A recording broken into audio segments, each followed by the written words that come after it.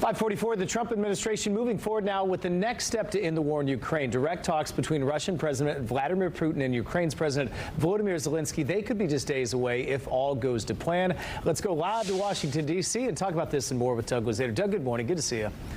Good morning. So we're moving forward with that. The president also saying no U.S. troops will be on the ground while discussing security guarantees. Obviously, some questions still how all that will play out.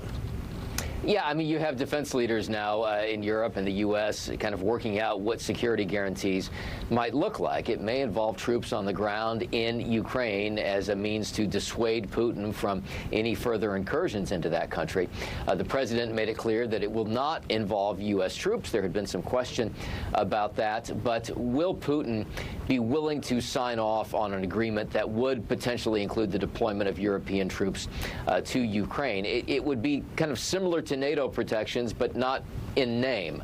And will that be enough of a distinction for Putin to sign off on it? That's going to be one of the real questions here as we get closer and closer to potential talks involving Putin, Zelenskyy, and Trump. Yeah, it is going to be fascinating to watch. Let's also talk about the president looking to take on mail-in ballots, specifically security, Doug. I think he has a problem with states that mail it out to everyone with an ID check, but he would need Congress for this.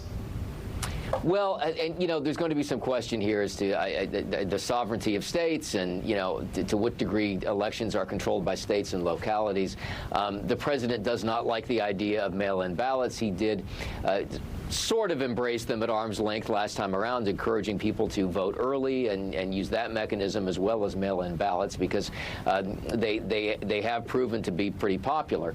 But there is this question about security that the president brings up. So, you know, there are going to be some legal fights over this if the president really wants to pursue it. And Doug, what's interesting is Governor DeSantis, our governor yesterday, said, look, we do it differently in Florida. We're fine with it. We have more security. But as you know, Florida versus Oregon, you're going to have vastly different rules when it comes to mail-in ballots. Yeah, and you know, every state really kind of, a lot of states really rushed to provide more mail-in balloting options in the wake of COVID, of course, and you know, they were kind of billed as being temporary measures, but they stuck around, and this is something that Democrats have really pressed for a long time.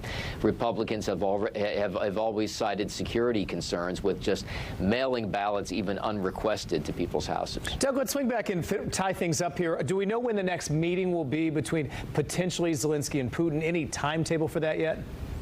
We don't really have anything on that, including whether Putin is willing to do it. Now, Zelenskyy does seem open to it. The White House seems to be laying some groundwork for a potential trilateral meeting following that would involve Putin, Zelenskyy, and Trump. And there was a report in Politico that they're looking at Budapest as a possible site for that. But that may be you know, at this point, kind of way advanced planning, not knowing what's going to happen between with a bilateral meeting with Putin and Zelenskyy. Yeah, many questions remain. Got to leave it there. Good stuff today, Doug. Thank you. Thanks, Ryan.